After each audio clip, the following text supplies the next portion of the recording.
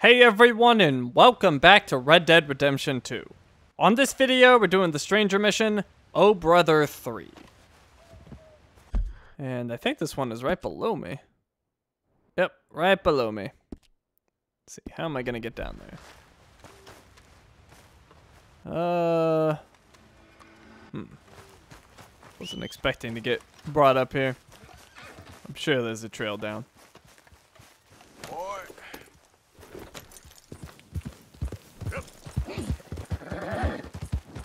About over here. Oh, that's the train tracks. Maybe I can find a way down. Beale is not listening. Oh, that's because there's something after me. What is after me? It's probably just a snake. Yep. Alright, moving on. Oh, actually, maybe I can go down here. Yeah, this'll work. Not too steep. Yep. Beale! Oh my god, Beale. Yep.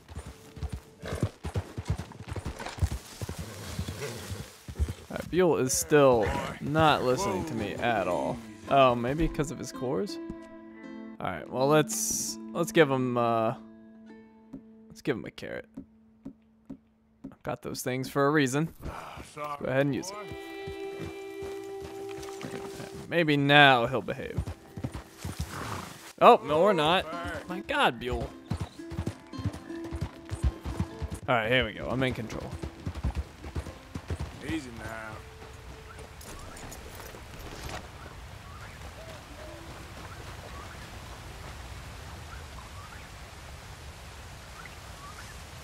You are a fool and a nuisance, brother. Helen, is this creepy little toad bothering you again?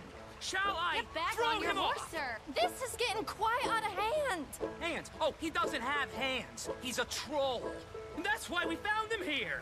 He escaped from his... Would you tell your talking monkey to go home, please, Helen? He was amusing at first, but now he's really quite tiring. Plus, I do wish they had shaved his palms as well as his face. Be quiet, you hobgoblin. His bottom is bright red, and he mostly eats bananas. You two.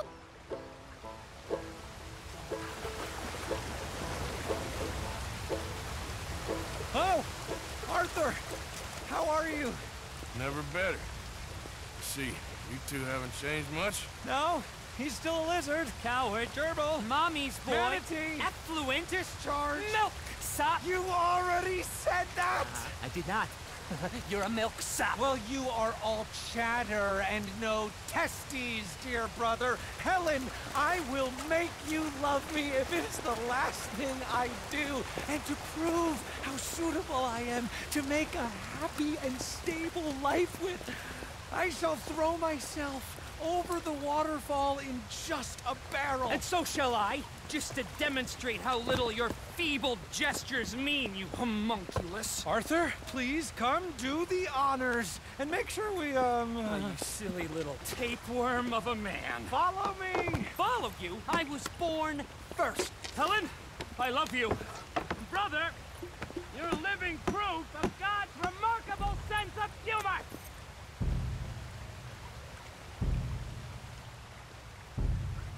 Alright, screw it. Good luck, crazy bastards.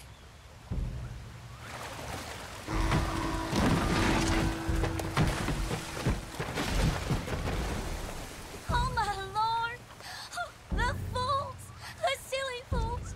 I cannot believe they've done this. Come on, let's go try and find them.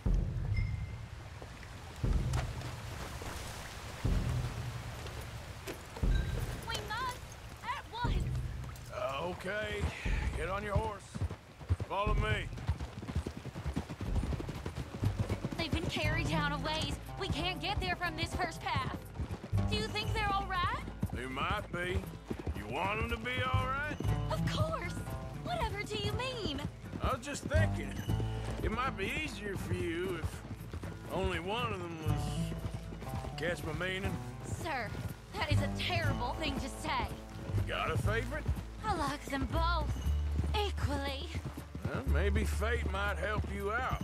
It is not like that, mister. Not like that at all. Sure. Alright, can we get down there from here? Oops. Buell says no, but I can over here. Whoa there!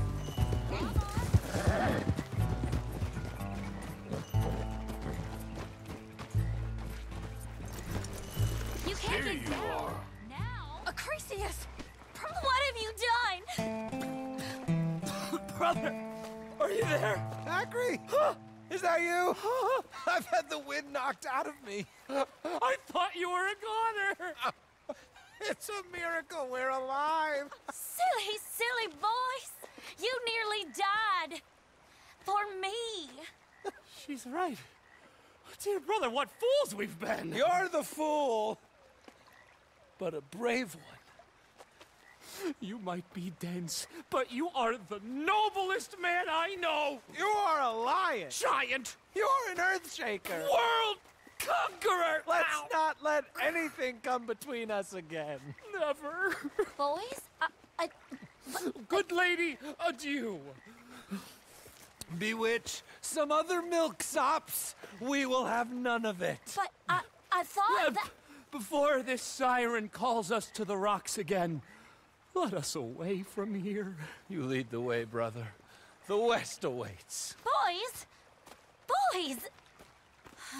There's quite some suitors you've picked there. I was trying to stop them from killing themselves. They won't last a week without me. Probably not. But you'll have an easier time.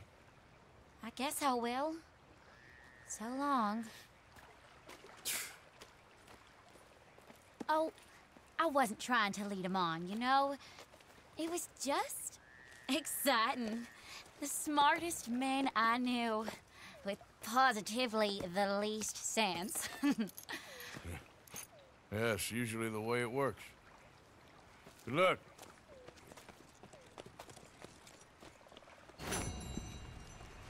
Alright, our mission is complete. Oh, and before I forget, I should finish my herbalist challenge for making poison weapons. The problem before was I was looking at weapons, and what I needed to be looking at was ammo. So I should be able to make some poison arrows. So ammo, arrow, poison. Perfect. I think I need to make 4 more, and I've got plenty.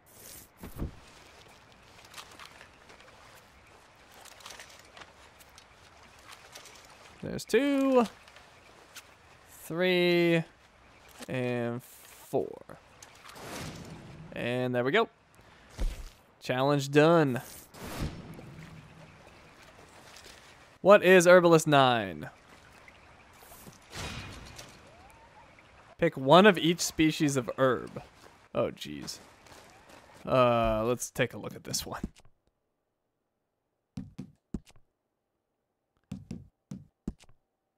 One of each species, huh? Oh my god. 43 herb species. Okay. Well, that one's gonna take a while. I had one. Oh yeah, I had 15. So, yeah. Okay, well, yeah. This is gonna take a little while. Good thing I got it started now, though. Well, right next to me is some Bull Rush, which I assume will count as our first. 1 of 43. We're so close.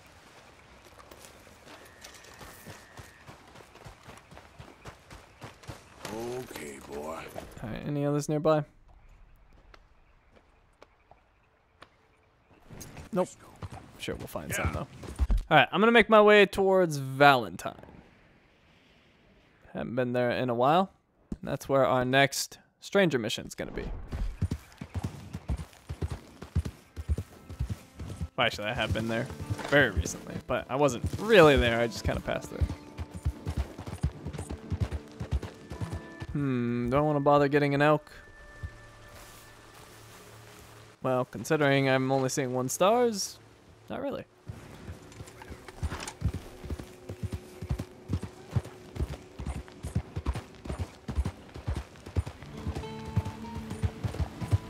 I don't know if that's actually completely accurate, that there's 43 species of herb. Feels like there's more.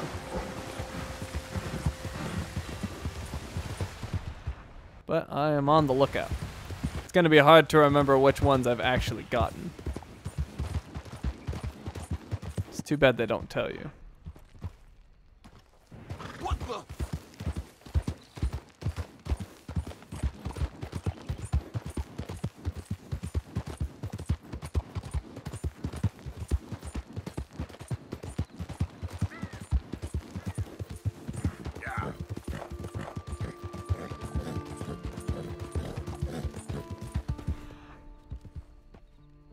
What is that bird? A northern cardinal. Yeah. Try to get him if he's not too far away. Ah. Ah. Oh well. I'm not looking for company or conversation. Calm down, buddy. I'm shooting at a bird. Yeah. Oh, what's that? Oh, never mind. Thought it was an herb. Although there should be herbs around here. I know this area. It definitely has herbs. But I'm not seeing any currently. Probably over here. Yes, over here. Alright, looks like we have carrots. No, parasol mushrooms.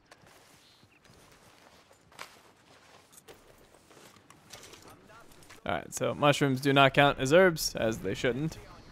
But sometimes weird stuff like that counts. Like, will a carrot count? I'm an innocent man. Hey, enough out of you. Oh, actually, these might be counting. Let me check the progress, because it doesn't always tell you every time. So we are 3 of 43, so yes, they did count. Yeah, I'm pretty sure there's many more than 43. If all of this stuff is counting. So we got some yarrow. And we got some Indian tobacco, so we should be up to 5.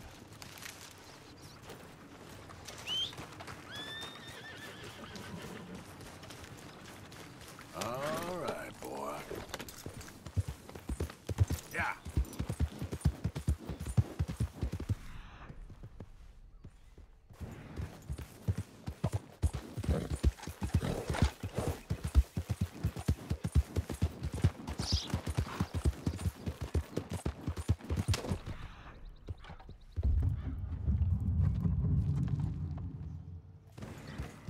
Okay, I'm not seeing anything else.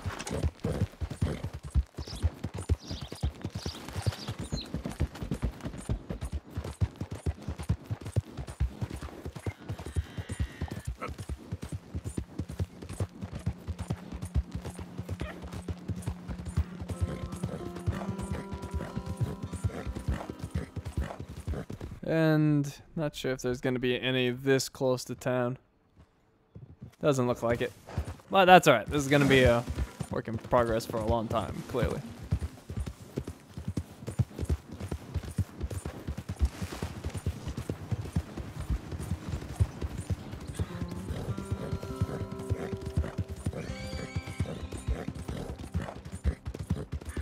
Alright, we're back in Valentine, and I'm going to check the newspaper seller. He might have some new newspapers for me to check out.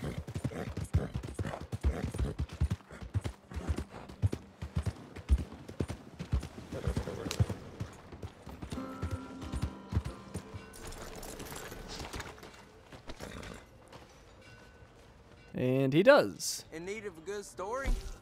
Oh, jeez, he's got 3? Wow, I fell behind over here. All right. 32, 34, and 35. It's going to be a lot of reading. Let's go over here. So the rest of the video is just going to be me reading these newspapers, which might take a little bit of time. So if you're not interested in that, now's the time to depart. For those that are interested, let's get this started. So, New Hanover Gazette, number 32.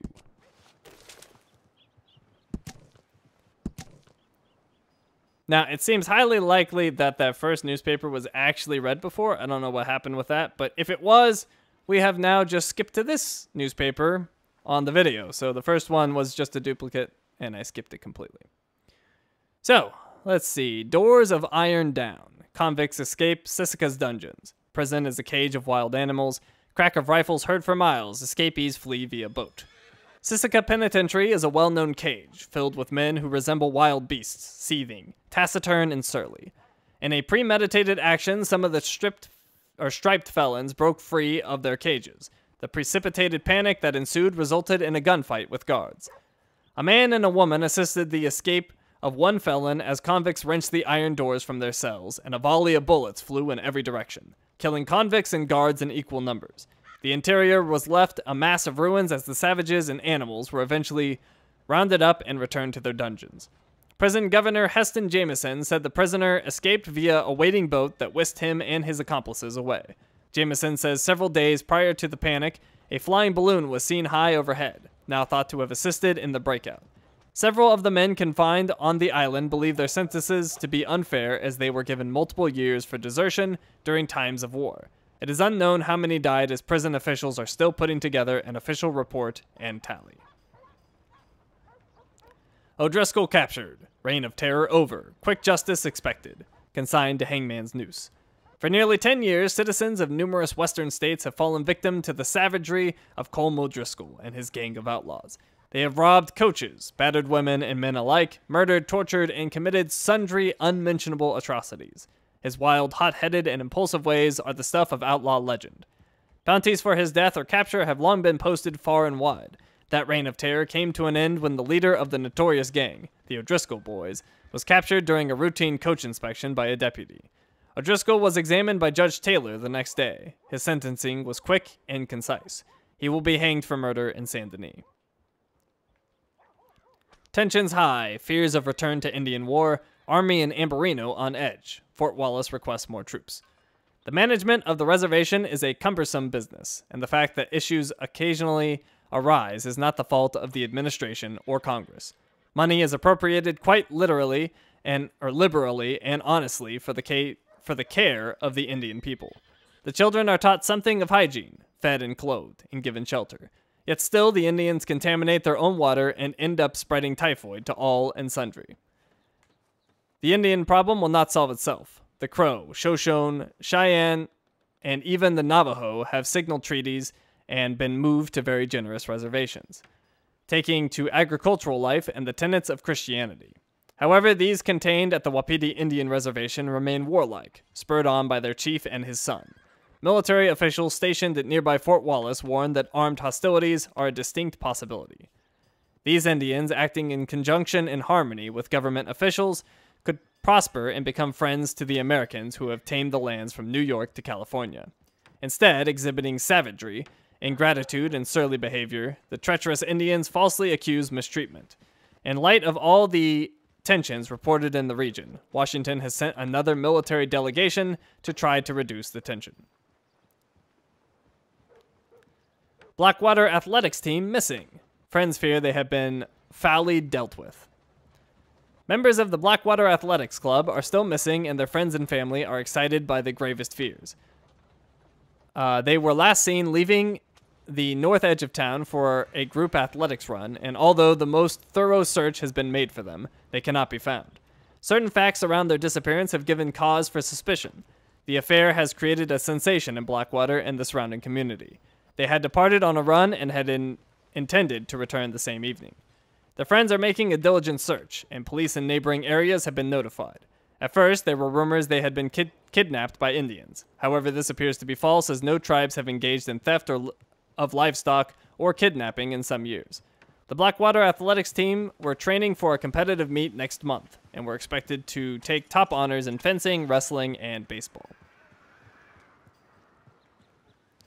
Pinkertons find missing man, originally believed to be murdered. Officials praise the agency. The Pinkerton National Detective Agency has concluded a thorough investigation into the case of a merchant who went missing last month. Conditions at the time of his disappearance led immediately to the theory of murder. However, Pinkerton agents studying his accounts made some startling discoveries. John O'Neill, one of the most popular and widely known merchants in St. Louis, disappeared without a trace last month. Initially thought to have been murdered, certain facts tied to his disappearance have given cause for suspicion. Officials hired the Pinkerton agency to investigate. The agents report that Mr. O'Neill was short in his accounts. Through his shop, Mr. O'Neill handled large sums of money and, according to his friends, fulfilled his trust honorably. After it was disclosed he was up to $5,000 short on his accounts and had taken to playing cards regularly, the suspicion of his friends was that he had taken his own life. After a thorough search of the hills and surrounding countryside, O'Neill was found in a ravine, half mad and wishing to die, saying he had brought shame on his name and family. Officials and family members praised the agency for solving the mystery and finding O'Neill, who is recuperating from his injuries and exposure. Founded in the 1850s, the Pinkerton Agency has been instrumental in solving several disturbances, including labor disputes, and was even known to have foiled an assassination plot on the president. Love letter to Wall Street. $25 million in tax dollars given. Public is indignant. Wall Street banks are expressing worry that the public is displaying misplaced outrage and indignation over the pouring of $25 million in tax dollars into the stock exchange to protect asset values. They say it is needed because of the inelastic rules of the national banking system. However, many say that is a gross misrepresentation of the facts. Wall Street has been fighting against government regulation for many years now. Senior bankers argue the claim that the only way the system can work for them is to get handouts of tax dollars is a ludicrous assertion, and that the system works as intended. Refrigerating machine invented. Replaces larder and root cellar in homes. The need for a constant replenishment of blocks of ice in order to keep the icebox well stocked and cool might be a thing of the past. A patent has been filed for a mechanical refrigerator that does not require replenishment of ice, no matter how hot the weather outside. A regulator automatically controls the flow of refrigerating medium in the pipes of the apparatus through use of thermostatic pressure and a compressor. The device would allow the grocer or butcher to preserve meats and fish at a constant temperature and no longer worry about the spoilage due to inclement weather. New railroad completed. A grand project, our manifest destiny. The final ties were laid and spikes driven through to complete the Central Union Rail line stretching through New Hanover. Passengers will be able to bypass the Grizzlies, Roads, and Scarlet Meadows, drastically reducing travel time. Now with a direct line connecting Cornwall Kerosene and Tar with Saint Denis, freight and commuters will flow fast and freely. The project came with complications, including controversy over missing workers' wages and a land dispute. Representatives from towns such as Van Horn Trading Post and Annisburg say the new line will result in the decline of their towns. Civic planners hail the railroad as a new dawning day in American progress and history.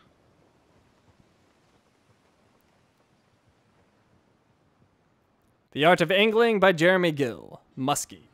Any wise angler knows that a day on the water seeking muskalunge, or muskalung, I'm not actually sure how to pronounce it, is a pleasant pastime indeed.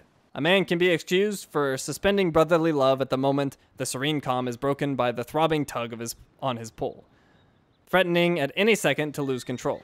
He shrieks with pleasure, moaning as he fights the slimy beast, finally claiming victory, dripping, holding a writhing fish on his manly bosom.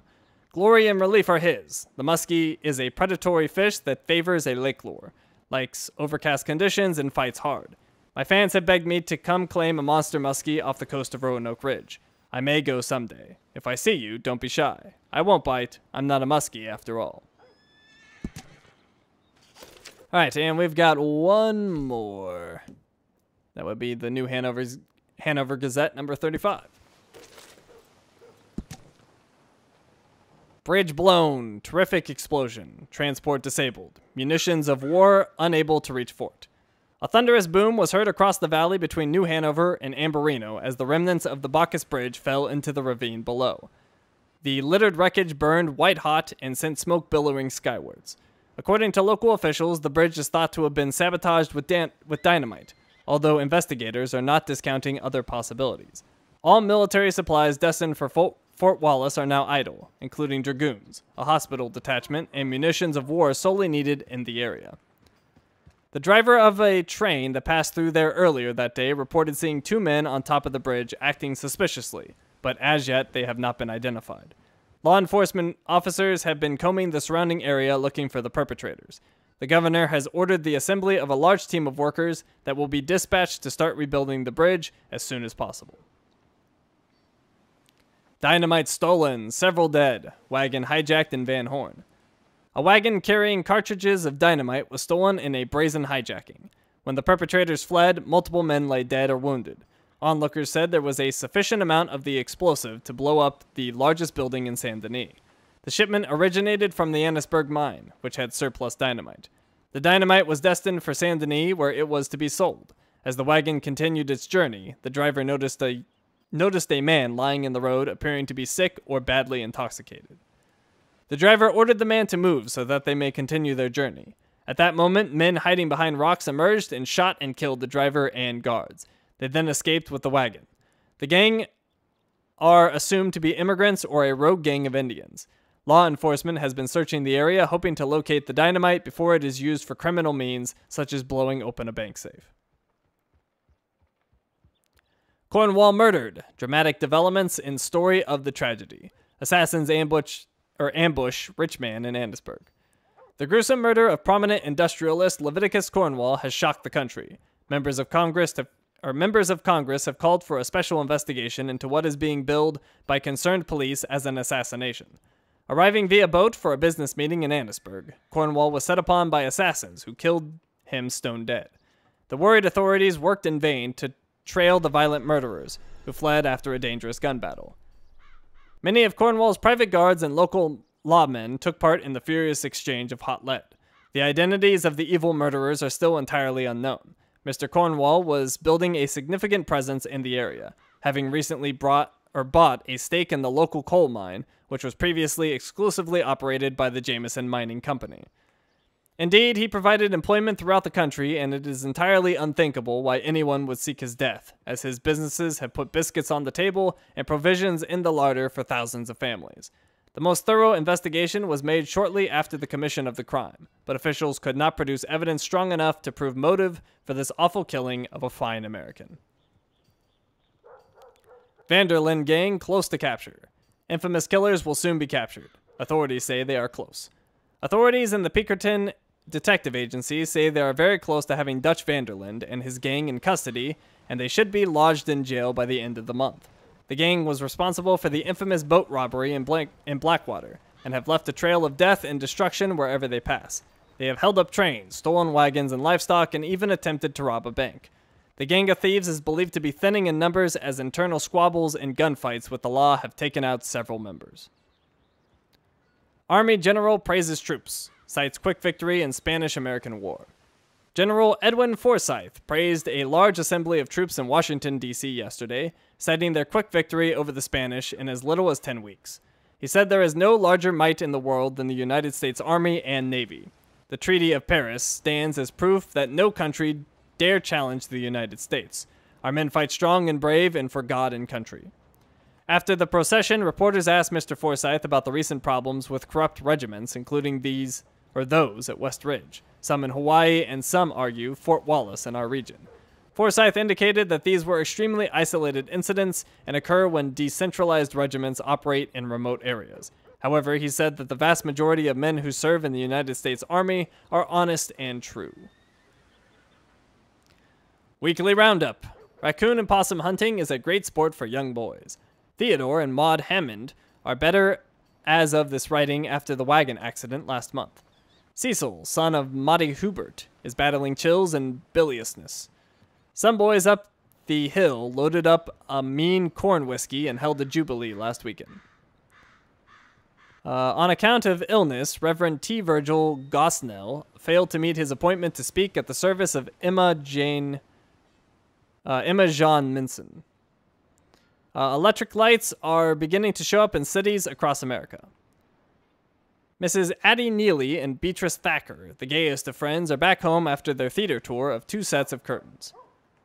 Flora, little daughter of Virginia Lamb, died Tuesday evening after contracting a sickness last month. She has gone to join her older sister Ruby, who passed 3 weeks prior.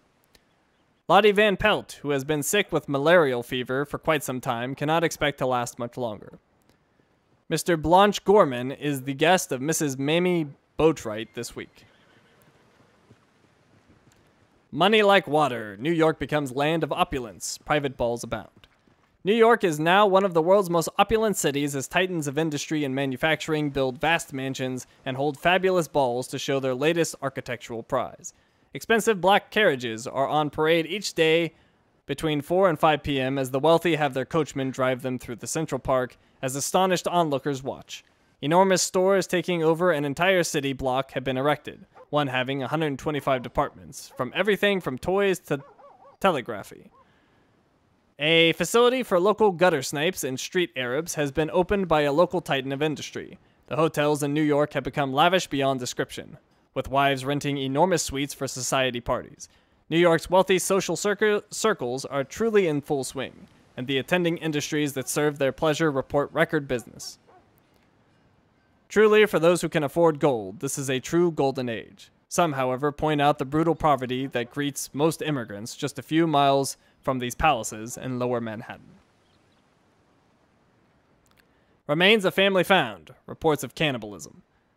Man is the most predatory and indeed carnivorous of all the animals. But what drives men to revert to the uncivilized, savage state of cannibalism? That question is on the minds of investigators who have discovered human remains in a cave near an abandoned wagon train in the Grizzlies, east of Lake Isabella. Teeth marks on the remains indicate that the cave dwellers resorted to eating each other, possibly in order to survive. Early reports say that the remains are believed to be the Drennan and Harville families, whose wagon train disappeared in January 1896.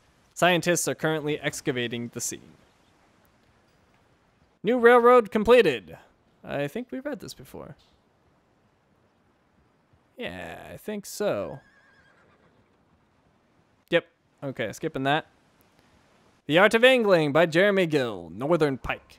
Pike are the angry prince of most lakes and rivers. My favorite trophy pike was caught off the coast of Ireland, having already established a remarkable reputation. Upon returning to the tiny village with a 39-inch pike, the townspeople hallooed and escorted me to a delightful pub where a lovely girl sat on my lap and played the bodhran, singing a limerick about my angling skills as her mother cooked the fish into a meal shared with everyone.